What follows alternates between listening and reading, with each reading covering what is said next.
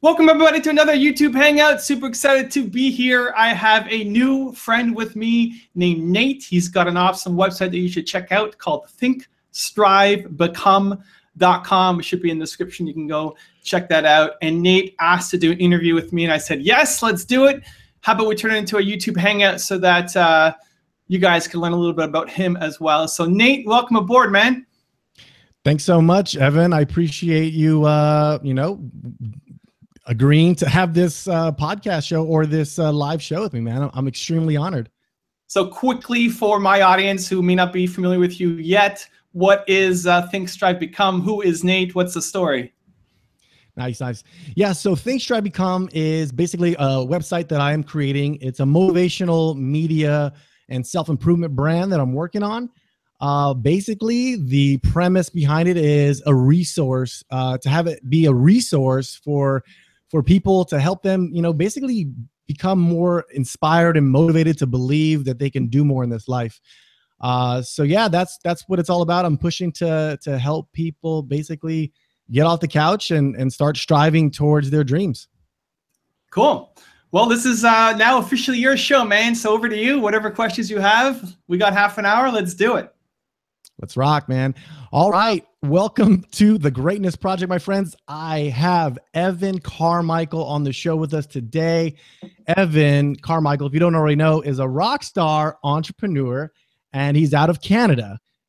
Now, he's the author of the critically acclaimed book, Your One Word, and he's the man behind the very popular YouTube series of videos, Top 10 Rules for Success, where he distills the top 10 success secrets or rules of multiple entrepreneurs and leaders that have achieved great success in their lives. Evan has also been named one of the top 100 leadership speakers by Inc. magazine. He's considered one of the top 40 social media talents by Forbes. And he's a bright, shining example of possibility for entrepreneurs across the world. So with that being said, welcome to the Greatness Project, Evan.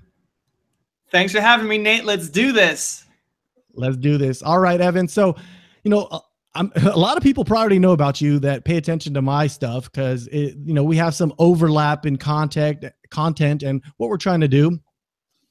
But for the ones that don't know about you, would you be able to give us a quick synopsis of basically who you are and what you're all about?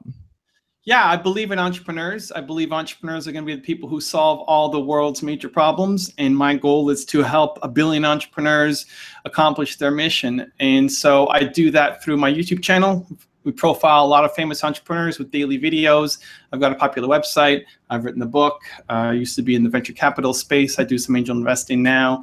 And that's what I wake up every single day trying to help motivate, inspire, and have entrepreneurs believe in themselves more. Nice. So that was a awesome summary. So you got started entrepreneurship a long time ago, it sounds like. You've been doing this for a while. What kickstart that whole, I should say, venture into entrepreneurship? I think I always had entrepreneurial tendencies growing up. As early as kind of 5 years old, drawing pictures with my 3-year-old little sister and selling them to our neighbors. It's the first, 10 cents that I ever made. Into selling baseball cards, lemonade stands, and all those typical things that you do, I think, growing up. But I thought I wanted to be a banker. I thought I wanted a normal job, mostly because I didn't have any entrepreneurial influences in my family. Entrepreneurship also at that time was not a super hot topic that everybody was talking about. The internet wasn't around back then. And so I thought I wanted to get a regular job. And I connected with 2 entrepreneurs who had a business in university. And toughest decision I ever had to make in my life was between doing this startup company where I'm going to make $300 a month, or join, a 80 to 100K starting salary banking job that I thought I always wanted. And luckily for me, I went with the entrepreneurship path and haven't looked back since. Nice. So I'm sure that was a very difficult decision. Like how did you make that decision? Because I mean, that is something that a lot of people, that's a crossroads, a lot of people, come to, and not everyone makes that leap. So what was it that, inspired you or moved you to basically risk that 80K, 100K, security? It was fear of regret. I had something happen to me the year before that I just decided to myself, I made a resolution that I don't want to live with regret. I'm not going to regret decisions. I can deal with failure. I can deal with things not working out, but I can't live with regret. And so here was this another opportunity, like a year later, and I just decided, you know what, I could live with saying no to the banking jobs. I knew in a year they'd still be there. Maybe not the same job, maybe not with the same company, maybe not the same money, but I could get another job in that field. But this opportunity with this company that I had in front of me right now, I didn't know if it would ever come around again. And I didn't want to live the rest of my life wondering what if, wondering, living in regret. And so that made the decision easier to say yes. Awesome. Awesome. Now, for some of the research I did on, your experience with that initial adventure in entrepreneurship, I remember reading or watching, I believe it was a video of how, challenging it was. Would you be able to give us some details of those first, I don't know if it was a year or 2 years or months where you were like on the brink of quitting, and if you could just give us an example of kind of, what you went through and how you pushed through that challenging time. You're taking me back to the pain, Nate, back to the pain. Yeah, it was tough. Listen, like I'm making $300 a month. That's not, easy to survive on. I was eating the same cans of beans basically every day. It was a can of beans and a little bit of herbs and salt and pepper. Those were my meals. I think what compounded to it was I was also too embarrassed and ashamed to tell my friends that I wasn't successful. Here I was turning down these jobs that everybody wanted, and I was living the entrepreneur lifestyle. Well, they went out and took the jobs, and I was just too embarrassed to tell them that I couldn't afford to go out and have pizza and beer with them. I had to pick one thing a month that I could do with my friends, one birthday party or one social gathering, because that $20 for pizza was a lot. Like that meant a lot to me. And here my friends are making 80K salaries and, throwing money around. And I just chalked it up to say, you know what, guys, I'm too busy. I'm living the entrepreneur lifestyle, hustle hard, grinding, all that stuff, which was true, but really was that I couldn't afford to go out and do it. And it was just way harder than I thought it was ever going to be. I expected it to be hard, but it just takes a huge pounding on your ego, on your self-worth.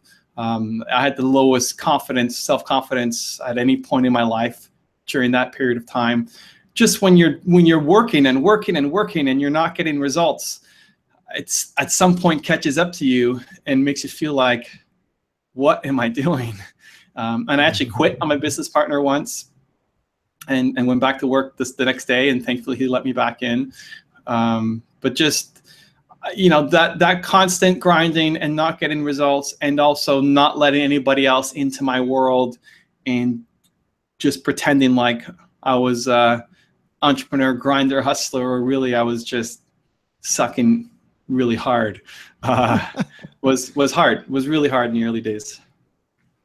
Well, I appreciate you sharing that. And I asked that, and I wanted to reveal that too to the audience, because I think a lot of people have that misconception about entrepreneurs and success. They just think it comes overnight, and they're almost in every success story I've read, or super successful entrepreneur I've learned from, there was a challenging time, and it's almost part of the process. And so I'm glad to hear your take on that. I don't know if you revealed it a second ago. If you did say, I apologize. How long was that initiation period, if you want to call it that?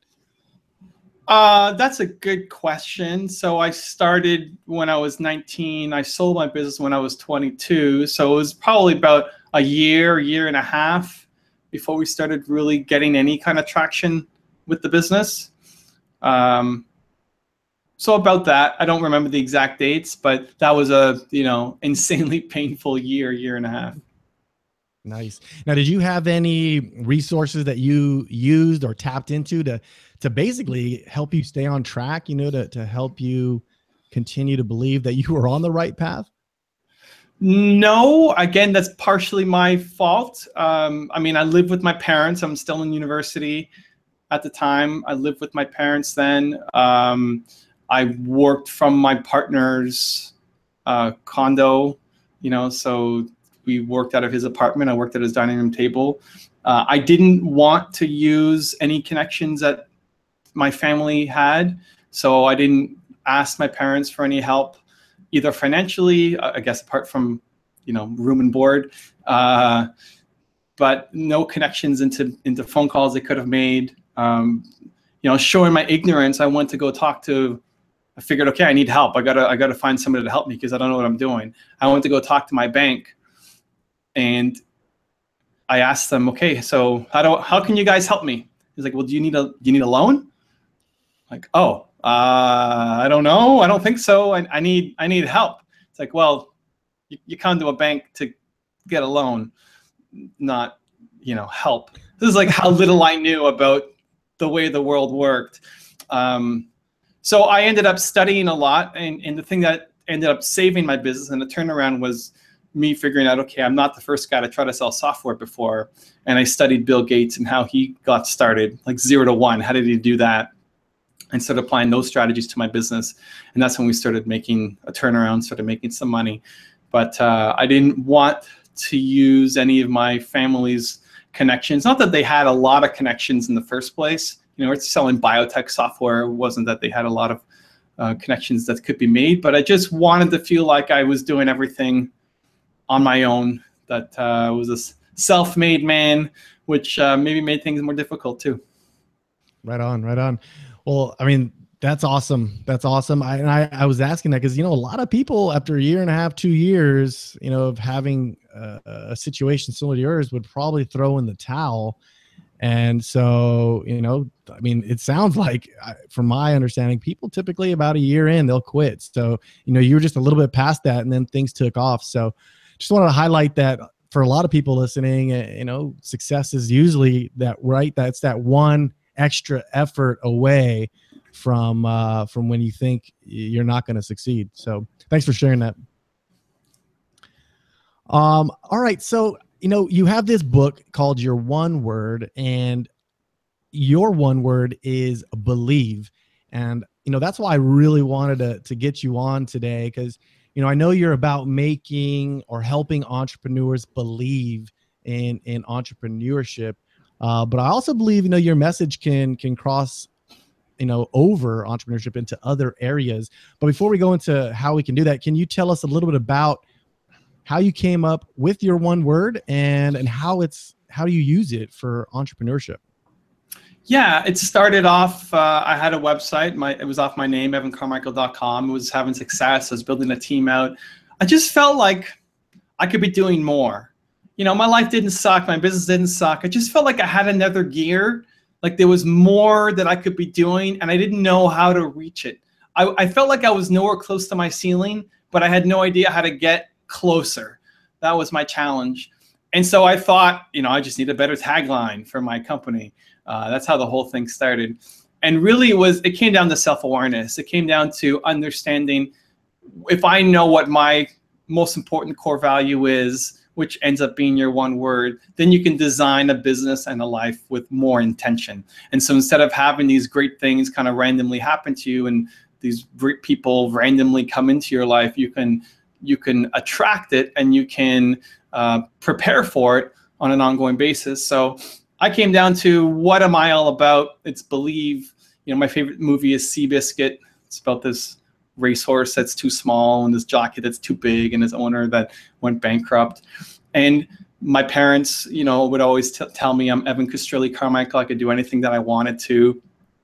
And so belief was always kind of at the core of everything that I loved and made me come alive. And so I thought, okay, well, how about I write a newsletter around believe? And it ended up being the newsletter that had the most response that I'd ever put out. Then I made a video around believe. And my YouTube channel wasn't anywhere near as big at the time. My best video had 100,000 views on it in a year. And I was so proud of that video. To get 100,000 views on a video in a year was pretty good. And this video on believe did 100,000 views in a month. and is now sitting at over 2 million views, I think. And so anything I touched around belief seemed to just do better.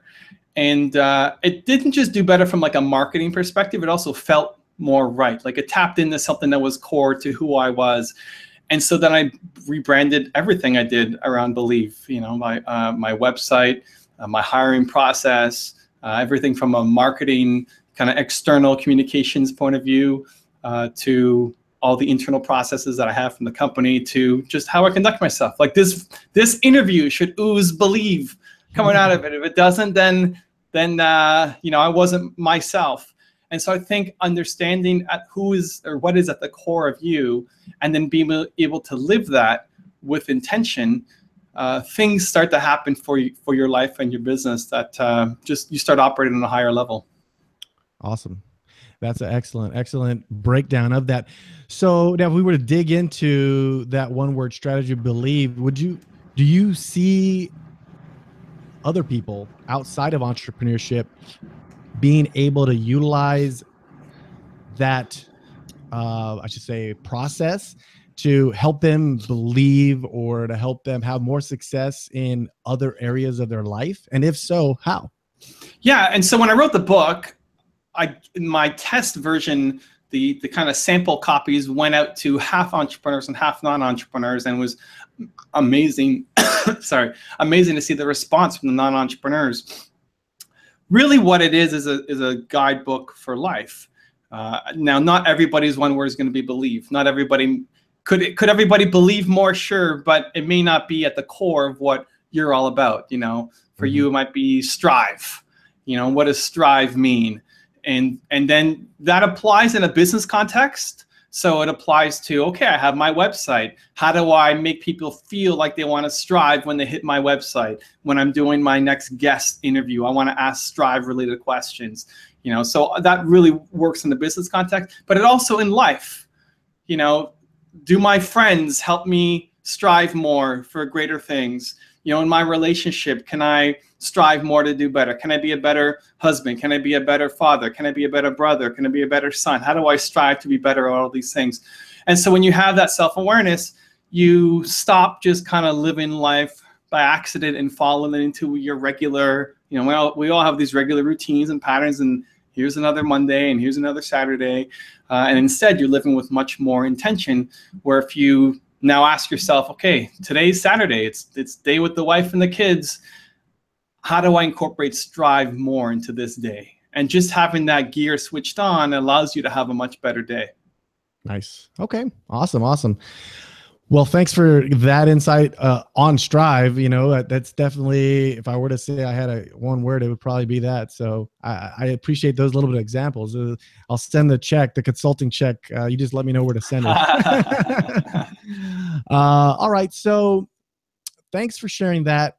You know, I know you're rocking and rolling on YouTube. You know, you have like, last time I checked, it was like 800,000 subscribers, which is ridiculous. That's almost 1 million. And it's probably more since the last time I checked. So in being able to acquire that kind of audience, you know, that takes, I think, a phenomenal amount of effort, and it probably required quite a bit of productivity and being really good with your time. And I know I could be guessing, but if I'm right, what kind of, you know, work ethic does it take to create that type of audience? Sure. I mean, and YouTube is something I do part-time. It's not my full-time gig. I'm an investor. I have other businesses. I have my website. And so like anything else, if you want it to grow, you have to have dedicated time attached to it. For people who want to have success on YouTube, you need to create a lot of content. And I'm a firm believer in anything that the quantity leads to the quality.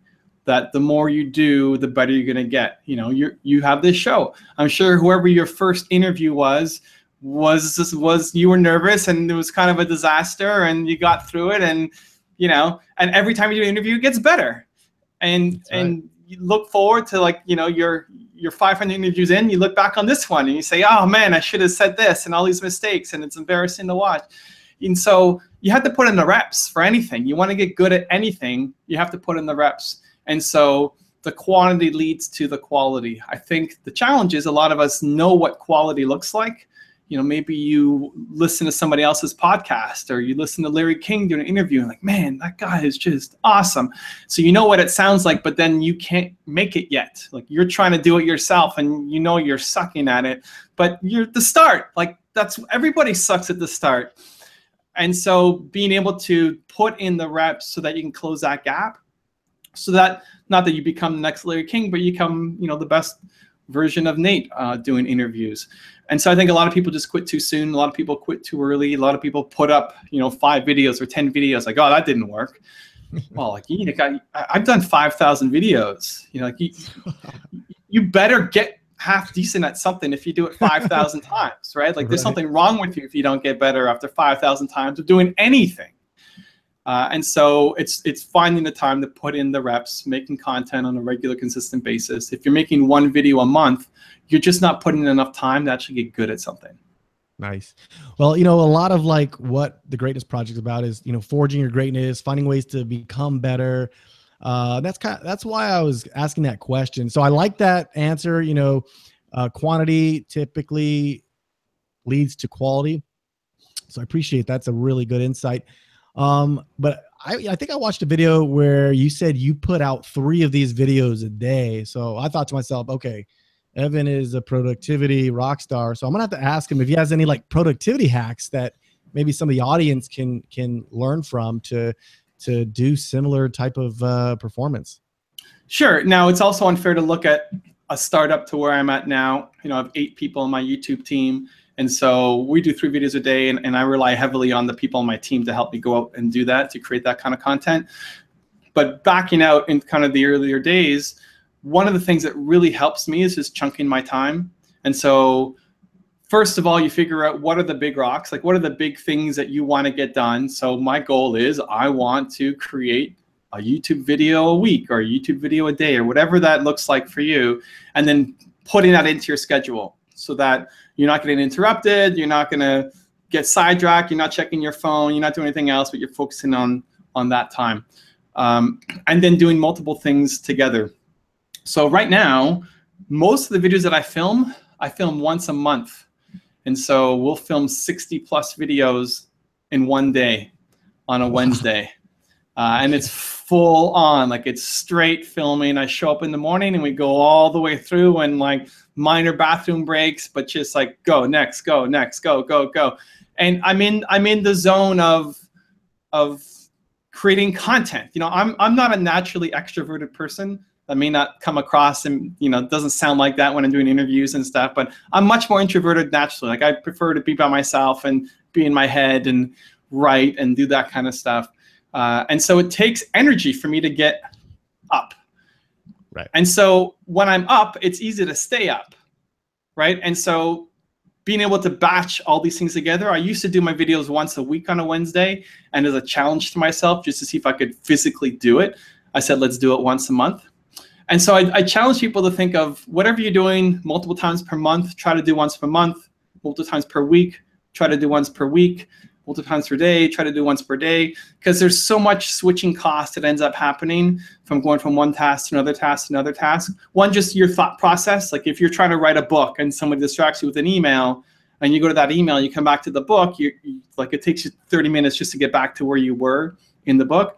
But also the energy switch of having to deal with writing my book, introverted mode, like don't talk to me, into going on a call and doing an interview, and I have to come up.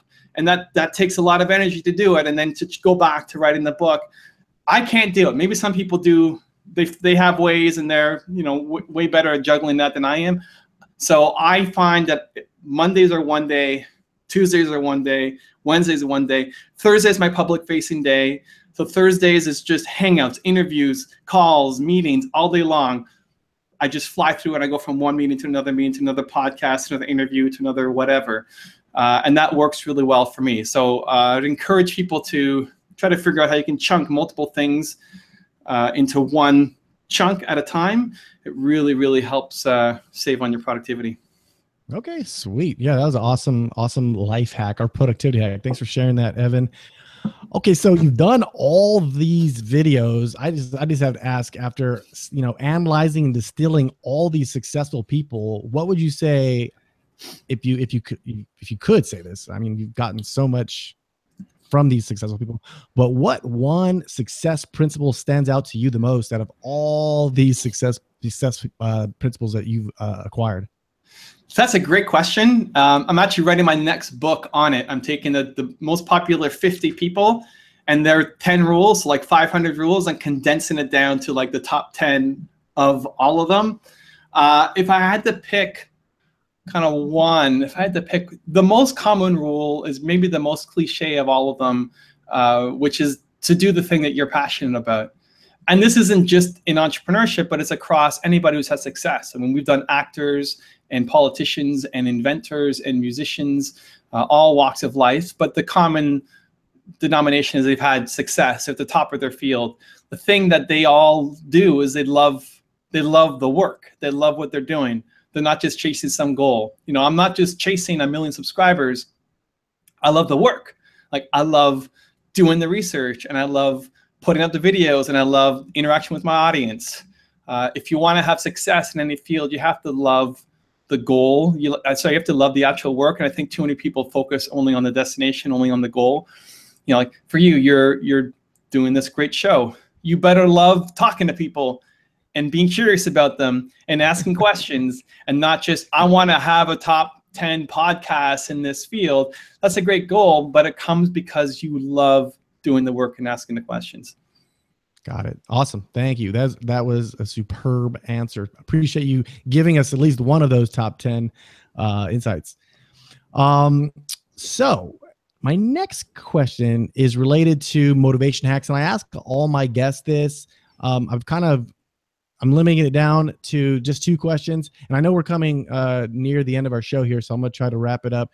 But I always like to ask who my guests' Mount Crushmore is, and basically Mount Crushmore is like the inspirational people that you kind of rely on mentally that keep you moving. Like who's your mentor in the past, or who's your mentor now that inspires you to want to do more and become more? So the 2 that I would say, one is my parents. I have a big picture of them on my wall, in my office behind me. I'm maybe 7, 8 years old, and they're kind of standing with me in a family picture.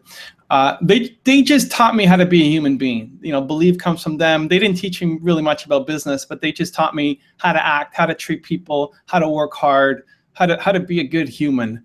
And so I constantly kind of run things through that filter as well. Like, what would mom and dad do or say? And then the second group is everybody else. I created my YouTube channel selfishly for me, because I needed a daily reset, because I would read a book or listen to a podcast or watch a show and be fired up and energized, like, yeah, it's awesome, and big thinking and bold. And then I wake up the next day and like, poof, like, what happened? Where did it go? I'm not waking up, jumping out of the bed, throwing off the sheets and crushing it. And so I needed something daily for me to be around greatness. Greatness, your word, to be around greatness. I needed a daily reset, because it wasn't in my environment naturally. It wasn't around my friends. It wasn't, just where I was hanging out. There wasn't a lot of greatness. And so instead of complaining and saying, oh, my friends suck or whatever, this city sucks, I said, okay, well, I'm going to change my routine. I'm going to change my habits. I'm going to change my environment. And so I started the YouTube channel, a lot of these profiles selfishly for myself, because I wanted to be around these great thinkers. And so there's no one like go-to. It's not like I always have to watch Elon Musk or Steve Jobs or Kanye or whoever it is. I like the variety. I like every day waking up and seeing somebody who's at the top of their game in whatever field they're at, sharing what helped them become successful, and listening, 1, just to their advice, and 2, just seeing how they act and seeing their confidence and listening to their dreams makes me want to go out. If you are around greatness, you want to go out and do great things yourself as well. So my parents on one hand, and then everybody else that I profile on my channel is what, that's my Mount Crushmore. Love it. Love it. Awesome. All right. Now, the next question is book. What one book, besides your one word, which I'm sure would be on the list, would you recommend to anyone listening that, you know, can help them change their life and start moving forward on their dreams? You know, my favorite book is 4 Hour Workweek by Tim Ferriss. I think if you're looking at productivity and hacks and that kind of stuff, it's super helpful. The other one that I really loved that really was instrumental to me was called Radicals and Visionaries, and I think it's out of print, which was just 4 or 5 pages on different successful entrepreneurs. And before I had my YouTube channel, that's what I would do. I would pick up the book and read one story about a famous entrepreneur in 4 to 5 pages, just as a way to start my day with some motivation and some ideas. I think there's maybe better options now, but for me, kind of growing up, that was helpful. And 4 Hour Workweek for anybody interested in productivity is super helpful. Awesome. Excellent. All right. All right. Excellent. All right. Now I'm ready to have you drop the hammer on us and give us your take on greatness. What do you want to know? What is greatness? What is your take on greatness? What is my take on greatness? I think for me, greatness is consistently every day doing the thing that is pushing your boundaries, chasing your dreams, trying to do the thing that is inside of you and you want to bring it out, and doing that on a consistent basis. That's greatness for me. Beautiful. There you have it. Greatness by Evan Carmichael. All right, my man. Hey, I am about to wrap this up. I want to say thank you so much for coming on the show. I'm super honored to have you come on. Before we do wrap it up, would you be able to provide the listeners for my podcast, when I publish this, some information about your website or some social media links that they can, you know, plug into to learn more about you? Sure. I think I'm most well known for my YouTube channel. So you go to YouTube, you type in Evan Carmichael, you'll find it. I'm active on most of the social channels still, again, Evan Carmichael. If you're trying to reach me with a personal question, Twitter and Instagram are probably your best bets. And for the book, wherever you buy books, you know, Amazon, Barnes and Nobles, wherever you buy books, it's called Your One Word, and you can find it. Excellent. All right, Evan. Man, it's been a pleasure. Learned a lot from you. I'm sure the audience can learn a lot from you as well. Keep rocking and rolling. Keep inspiring those entrepreneurs. Keep believing, my man. Thanks for the love, Nate. You bet. Take care.